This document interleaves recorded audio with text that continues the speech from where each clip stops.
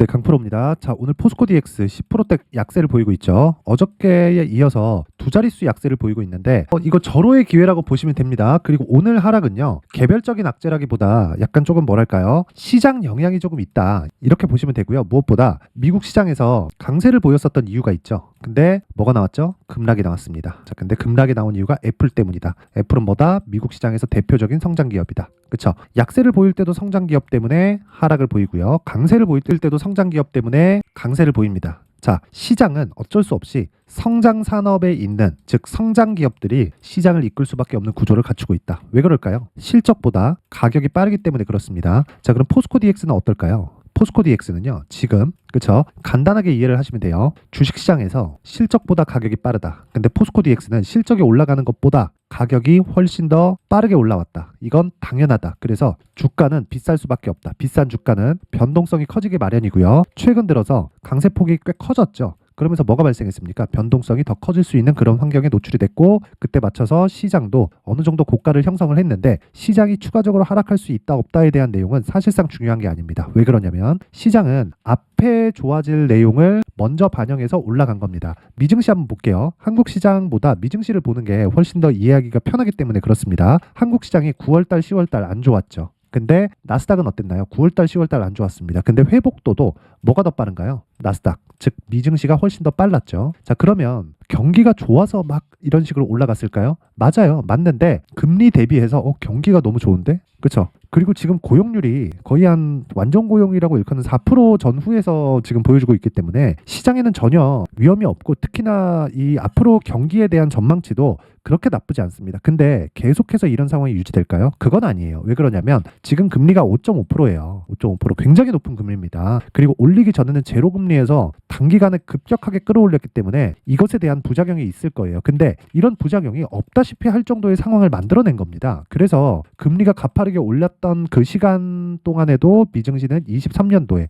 계속해서 상승세를 이어온 겁니다. 그런데 그 전에 어떻게 됐습니까? 보세요. 하락을 먼저 했다. 자, 주식시장은 이렇게 정확히 이 구간, 22년도 6월 달부터 0.75%씩 금리를 올렸거든요. 이 구간부터 시장은 반등했고, 영국 사건으로 인해서 저가를 낮춰주기는 했지만 23년도에 AI나 엔비디아 쪽으로 시세가 굉장히 크게 몰리면서 다시 강세를 보였는데, 엔비디아는 실적으로 이걸 이겨냈어요. 자, 그렇다는 건 경기에 대한 부분은 지금 논할 필요가 없다. 근데 여기서, 그쵸, 앞으로를 대비한 금리 인하 시점이 온다면 그런 부분을 먼저 반영해서 미증시가 강세를 보이고 있는 거다. 자, 그러면 이 내용을 그대로 갖다가 어디다 붙여요? 종목에다 갖다 붙이는 거예요. 왜? 똑같으니까. 이게 미증시랑 똑같이 가요, 이런 이야기가 아니라 구조 자체가 똑같다는 겁니다. 자, 오르는 주식 중에서 싼 주식이 있나요? 그쵸? 하이닉스 지금 신고가예요. 싸요? 비싸요. 신고가잖아요. 왜? 적자니까. 그럼 포스코 DX 적자예요? 아니에요. 흑자긴 해요. 실적도 좋아집니다. 근데 주가가 훨씬 더 많이 올랐어요. 자, 그 내용 한번 볼게요. 쭉 보시면 포스코 DX 21년도 적자, 근데 23년도부터 오르기 시작했죠. 그럼 22년도 실적이 640억이 나온 겁니다. 그쵸? 자, 그러면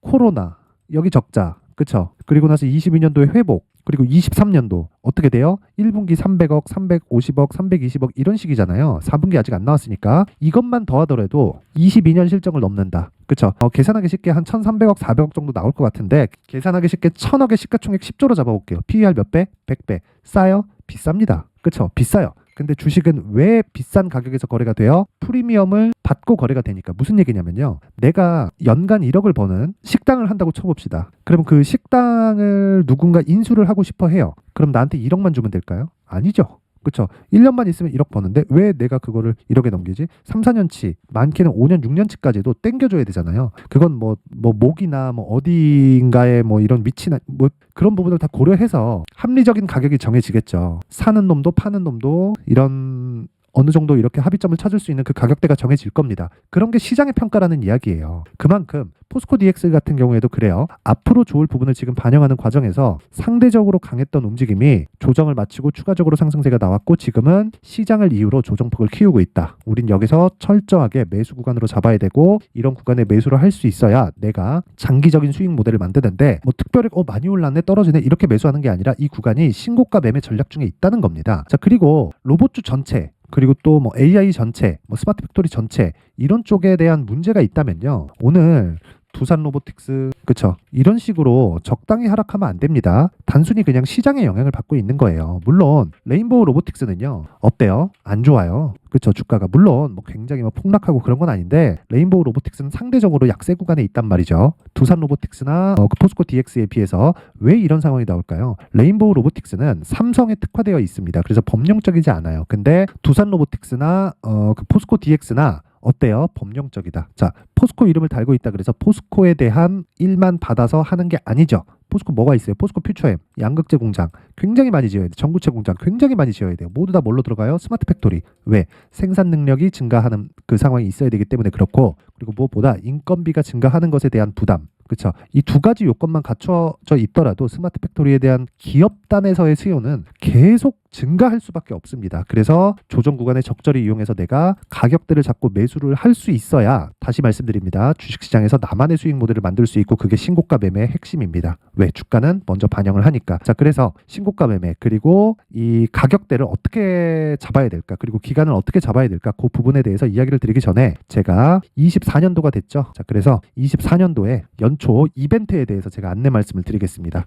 자, 옆에 보이시는 건 강프로의 무료 소통방이고요. 무료로 진행을 한다. 근데 지금 500분 정도 있다. 그쵸? 1월 달에 1000분까지 늘릴 계획이다. 자, 특징점 두 가지. 첫 번째, 무료로 진행한다. 두 번째, 신고가 종목만 매매한다. 포스코 DX 뭐예요? 신고가 종목이다. 그래서 제가 계속 이야기를 드리고 있는 겁니다. 그쵸? 자, 그러면 포스코 DX만 신고가 종목이 아니겠죠? 그래서 이 그 포스코 DX 말고 다른 신고가 종목은 어떻게 매매를 하고 있을까? 그 부분에 대해서 확인을 해보겠습니다. 자, 1월 3일 날은 제가 종목을 자, 3일인 오늘은 종목을 제가 안 냈습니다. 자, 근데 쭉 올려보시면, 여기서 제가 종목을 안 낸 거는요, 미증시도 하락을 했고, 그리고 보유 종목도 있기 때문에 조금 쉬어가자, 뭐 그런 의미가 크고요. 어저께는 종목 진행이 됐는데, 자, 보세요. 1월 2일. 그쵸? 24년 첫날 10시 개장이죠. 그래서 9시 47분도 장시작 전입니다. 1월 2일 시장가 매수 9시 47분 장시작 전이죠. 시장가 매수. 무슨 얘기냐? 시가에 그냥 사버려라. 그쵸? YIK 어떻게 됐는지 보겠습니다. 자, 위쪽에 있죠? YIK 어때요? 오늘 종가 11% 그리고 고가 21%까지 급등.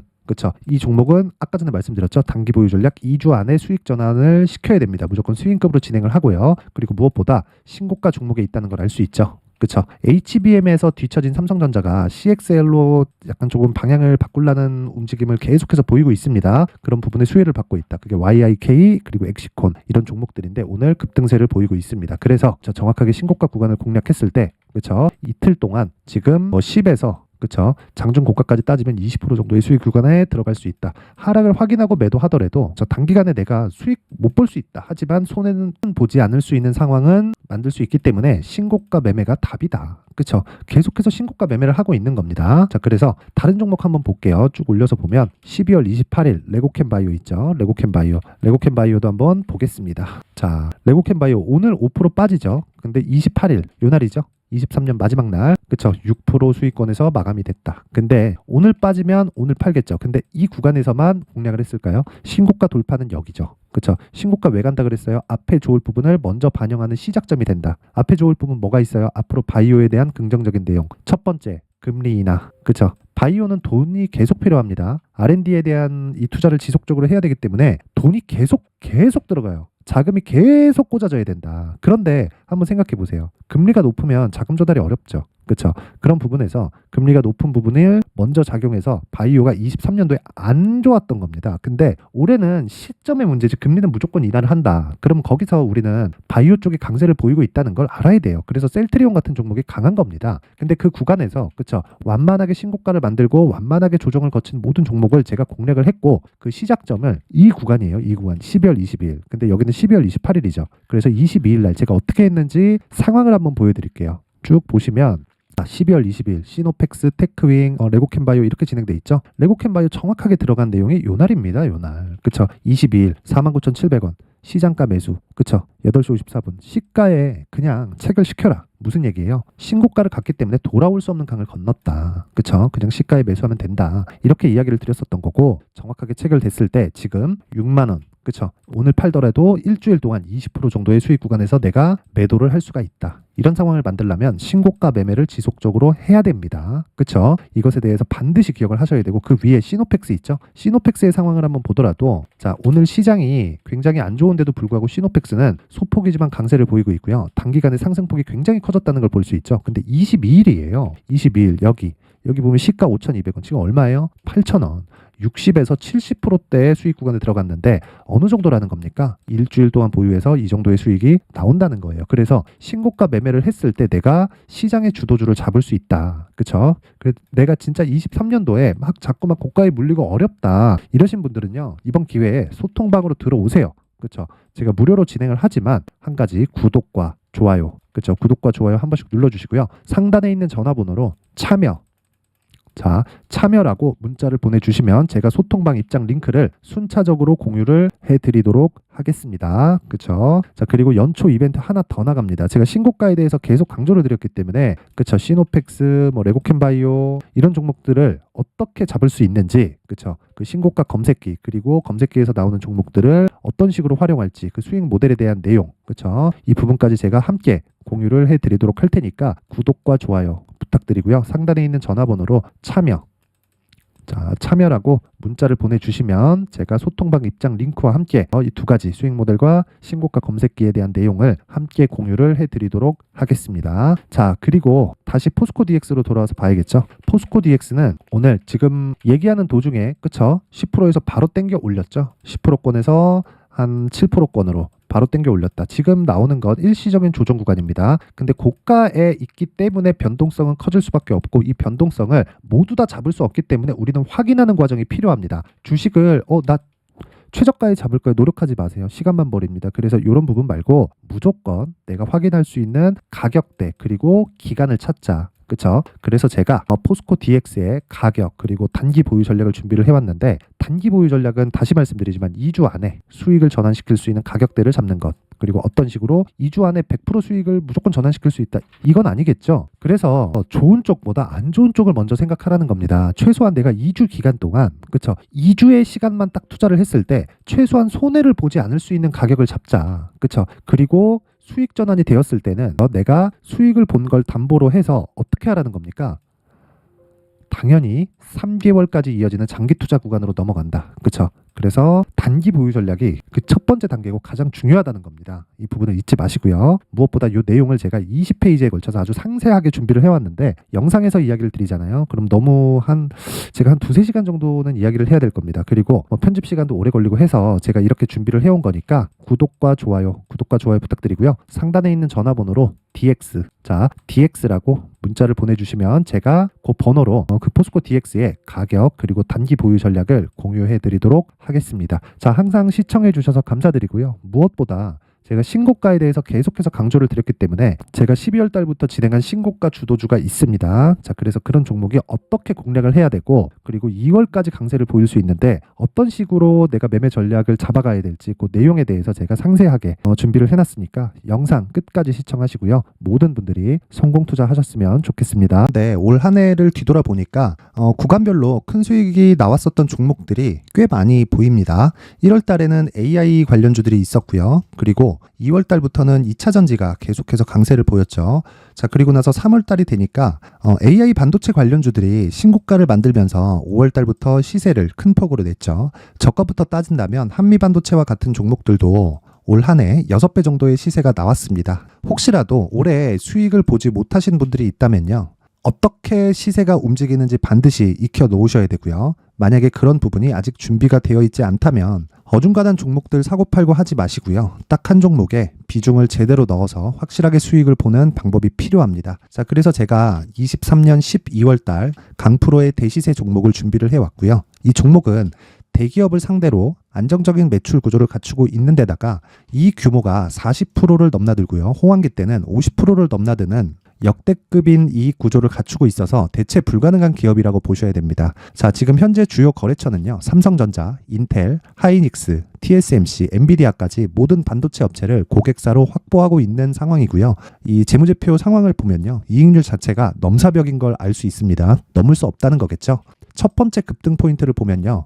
앞서서 보여드렸었던 실적은요. 23년도 개화 시기에 접어들었었던 AI 반도체의 실적이 포함되지 않은 실적입니다. 자, 그런데 올 한 해 개화 시기에 접어들었었던 새로운 반도체의 실적치가 더해지면요.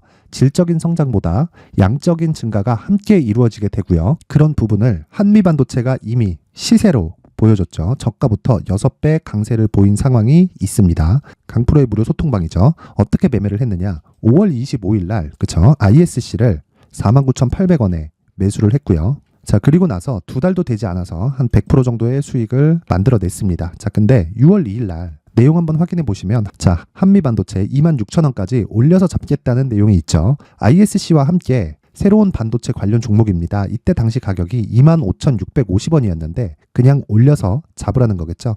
지금 현재 한미반도체 가격이 62,000원인 걸 본다면요. 항상 주가는요. 신고가 이후에 공략하는 것이 좋고 그랬을 때 단기간에 100% 수익이 가능한 구조를 만들 수 있습니다. ISC도 그렇고 한미반도체도 마찬가지예요. 당연히 에코프로도 마찬가지입니다. 두 번째 급등 포인트를 보면요. 자, 개인용 PC를 비롯해서 서버, 클라우드, 그리고 우리가 사용하는 스마트폰까지 기본적인 PC 구조와 동일하고요. 새로운 반도체의 구조도 동일한 구조를 갖추고 있습니다. 자, 근데 한미 반도체의 상승 이유도요. 이러한 구조가 동일하게 진행되기 때문이고 이 구조는 절대로 바뀔 수가 없습니다. 11월 달에 새로운 뉴스가 나왔습니다. 자, 온 디바이스까지 더해지면 비메모리의 사용처는 계속해서 증가할 것은 너무 당연한 이야기고요. 그런 부분을 감안했을 때 이 기업은요. 질적인 부분에 대한 성장이 아니라 양적인 증가까지 이룰 수 있는 상황이 된 겁니다. 한미반도체의 시세를 보면 아직은 굉장히 저렴한 상태를 유지하고 있고요. 세 번째 상황을 보면요. 엔비디아의 실적인데요. 이건 올해 초 대비해서 4배 정도의 상승폭이 나왔고요. 주가도 그 정도가 당연히 올랐죠. 주식 투자를 할 때는 예상하는 게 아니라 확정치를 보고 매매를 해서 수익을 낼 수 있어야 됩니다. 앞서서 제가 보여드렸었던 내용인 자, ISC도 그렇고요. 한미반도체도 그렇고 확정된 내용이 있었죠. AI에 대한 개화 시기에 맞춰서 삼성전자와 SK 하이닉스가 강세를 보이는 구간이 있었고요. 엔비디아가 강세를 보였습니다. 자, 삼성전자도 그렇고 하이닉스도 그렇고 엔비디아도 마찬가지고요. 생각해 보시면 세력들이 어찌할 수 없는 정도의 사이즈를 가지고 있는 그런 종목들이죠. 그렇기 때문에 제가 계속해서 이야기를 드리는 겁니다. 확인하는 데는 확정치가 필요하다고요. 엔비디아 실적만큼 확실한 재료가 있을까요? 엔비디아의 실적의 증가세는요. 앞으로 다가올 AI 반도체의 수요 증가가 있을 수밖에 없다는 거고 그리고 그에 맞춰서 단가는 폭증하고 있는 상황인 게 엔비디아의 실적을 보면 알 수 있고요. 그리고 삼성전자와 SK 하이닉스로 연결이 되고요. 그래서 한미반도체가 올라온 그런 상황입니다. 한미반도체만큼 추가적으로 상승할 수 있는 종목이 있다는 게 하이닉스를 포함해서 삼성전자의 시세 그리고 엔비디아의 실적을 보면 알 수 있고요. 그래서 준비한 4분기 대시세 종목, 내년 초까지 강세를 보일 수 있는 종목을 준비를 해왔습니다. 어렵게 생각하지 마시고요. 기본적으로 신고가 구간에 있는 종목이기 때문에 하락에 대한 저항성은 충분히 갖춰져 있는 종목이고 이미 시세가 시작이 됐습니다. 자, 무엇보다 중요한 건 얼마에 사는 걸 텐데 제가 그런 부분까지 상세하게 준비를 해놨으니까 영상 상단에 있는 전화번호로 대시세라고 문자를 보내주시는 분들에 한해서만 무료로 공개를 하도록 하겠습니다. 매매하는 과정에서 수익이 잘 안 난다 하시는 분들은 이 종목 딱 받아가서 큰 수익 내셨으면 좋겠습니다.